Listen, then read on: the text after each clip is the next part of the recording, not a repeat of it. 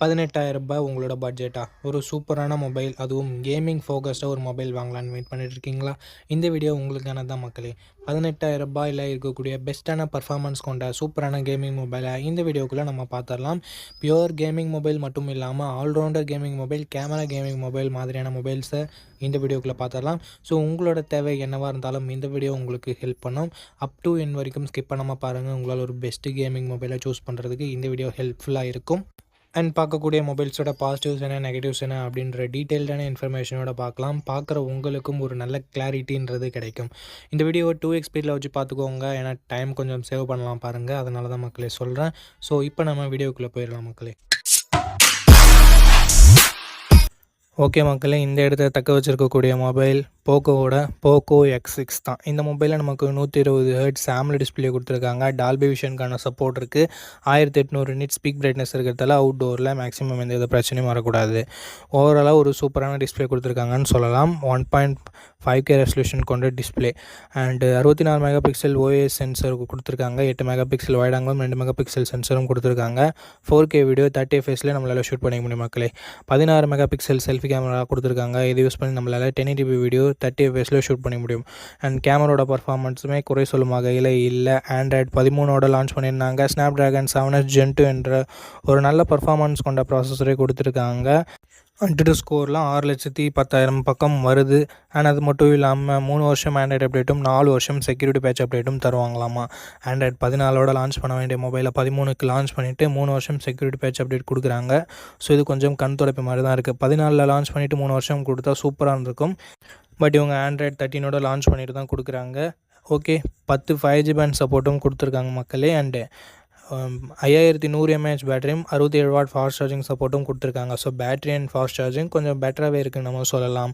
மற்றபடி எக்ஸ்ட்ரா ஃபீச்சர்ஸ்னு வரையில் 3.5mm audio jack இருக்குது. டால்பி அட்மாஸ் கொண்ட ஸ்டீரியோ ஸ்பீக்கர் சப்போர்ட் இருக்குது. IR பிளாஸ்டர் நமக்கு கொடுத்துருக்காங்க. மற்றபடி SD கார்டு சப்போர்ட்டை இங்கே கட் பண்ணியிருக்காங்க மக்களே.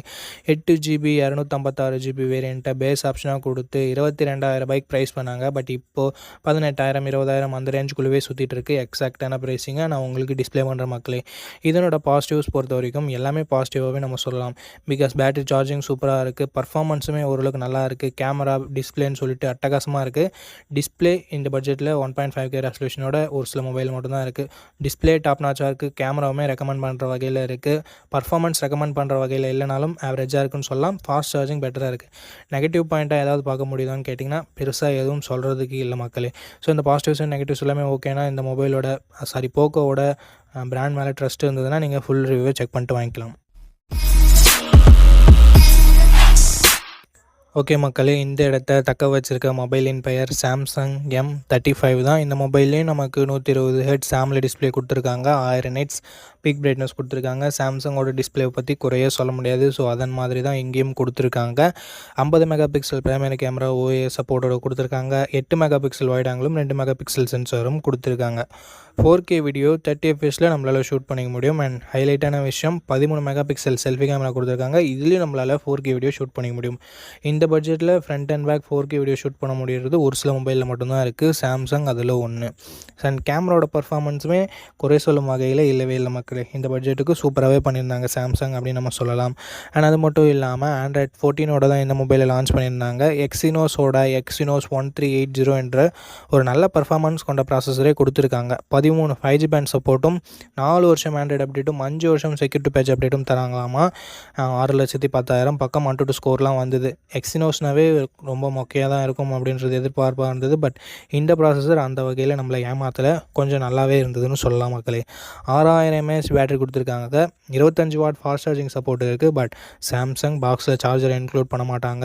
அவங்க இதை எப்போ தான் திருத்திக்குவாங்கன்னே தெரியல. ஸோ அது ஒரு மிகப்பெரிய நெகட்டிவ் தான் மக்களே. NFC சப்போர்ட் இருக்குது. ஸோ நீங்கள் நம்மளால் டேப் அண்ட் பேலாம் பண்ண முடியும். பட் 3.5mm ஆடியோ ஜாக் இல்லை, ஹைப்ரிட் SD ஸ்லாட் இருக்குது. ஸ்டீரியோ ஸ்பீக்கர்ஸும் நமக்கு இருக்குது மக்களே. 6GB 128GB வேரியண்ட்டை 18,000 பக்கம் லான்ச் பண்ணாங்க. பட் 15,000 ரேஞ்சில் தான் சேல் ஆகிட்டு இருக்குது. எக்ஸாக்டான ப்ரைஸிங்கை நான் டிஸ்பிளே பண்ணுற மக்களே. இதனோட பாசிட்டிவ்ஸ் இதனோட கேமராஸ் தான். செல்ஃபி கேமராவில் 4K வீடியோ ஷூட் பண்ண முடியுது. அண்ட் வைட் ஆங்கிள் கொடுத்துருக்கிறது எல்லாமே பாசிட்டிவ் தான். அண்ட் பர்ஃபார்மன்ஸுமே நான் இங்கே பாசிட்டிவாக சொல்லலான்னு விரும்புகிறேன். ஏன்னா அந்தளவுக்கு மோசமாகலாம் இல்லை. பேட்டரி பேக்கப் ஒரு பாசிட்டிவ், சாம்சங்கோட டிஸ்பிளே அண்ட் யூஐ எல்லாமே பாசிட்டிவ். அண்ட் நெகட்டிவ் பாயிண்ட்டு முன்னாடி சொன்ன மாதிரி பாக்ஸில் சார்ஜரை கொடுக்குறதில்ல. மற்றபடி மிகப்பெரிய நெகட்டிவாக நான் எதையும் பார்க்கல மக்களே. ஓகே, இந்த பாசிட்டிவ்ஸ் அண்ட் நெகட்டிவ்ஸ் எல்லாமே ஓகேனா நீங்கள் இந்த மொபைலோட ஃபுல் ரிவ்யூவை செக் பண்ணிட்டு தாராளமாக பர்ச்சேஸ் பண்ணிக்கலாம்.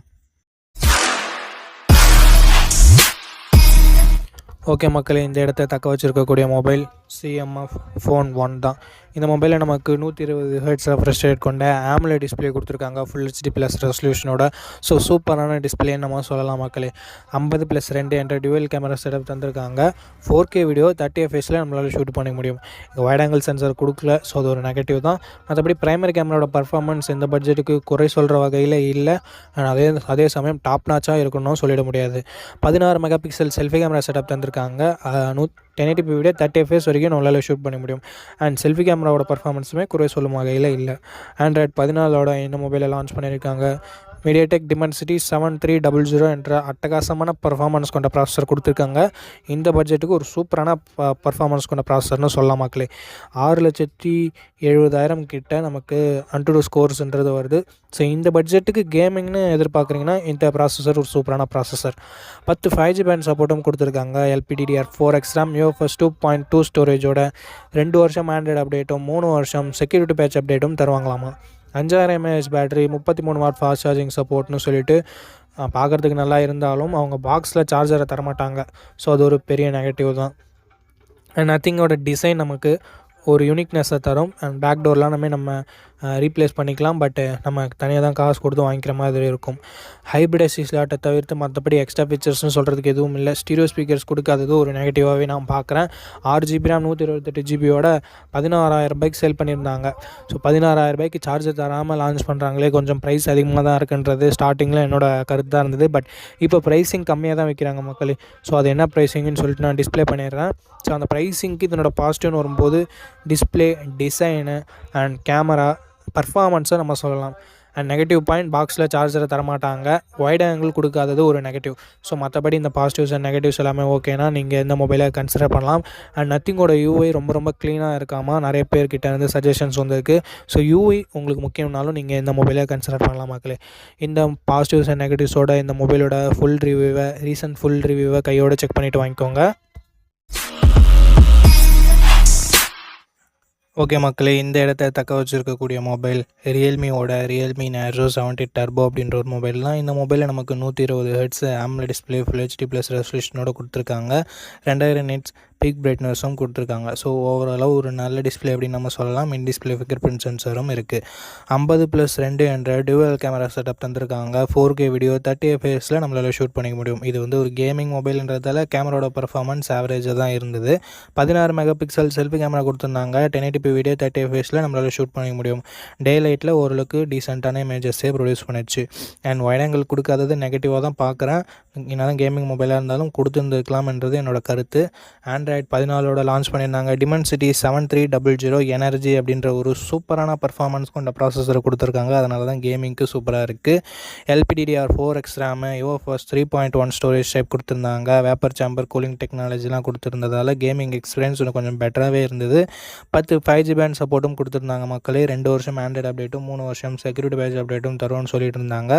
7,25,000 பக்கம் AnTuTu ஸ்கோர் வந்தது. ஸோ இதன் வயசே நம்ம தெரிஞ்சுக்க முடியும். 5000 mAh battery, 45 watt fast charging சப்போர்ட்னு சொல்லிட்டு பேட்டரி சார்ஜிங்குமே இங்கே கொஞ்சம் நல்லா இருக்குது. Hybrid SD slot support, 3.5mm audio ஜாக்கும் ஸ்டீரியோ ஸ்பீக்கர்ஸும் கொடுத்துருக்காங்க மக்களே. 6GB 128GB வேரியண்ட்டை தான் பேஸ் ஆப்ஷனாக கொடுத்தாங்க. 17,000 சேல் பண்ணாங்க. பட் 15,000 ரேஞ்சில் தான் எப்பயுமே நமக்கு சேல் இருந்துருக்கு. எக்ஸாக்டான ப்ரைஸிங்கை டிஸ்பிளே பண்ணுற மக்களே. இதனோட பாசிட்டிவ் இதனோட பர்ஃபார்மன்ஸ் தான். அண்ட் அது மட்டும் இல்லாமல் டிஸ்பிளே, பேட்ரி எல்லாமே நல்லா தான் இருக்குது. நெகட்டிவ் பாயிண்ட்னு பார்க்கும்போது கேமரா பர்ஃபார்மன்ஸ் கொஞ்சம் பெட்டராக இருந்திருக்கலாம். Wide angle sensor கொடுத்துருந்துருக்கலாம்.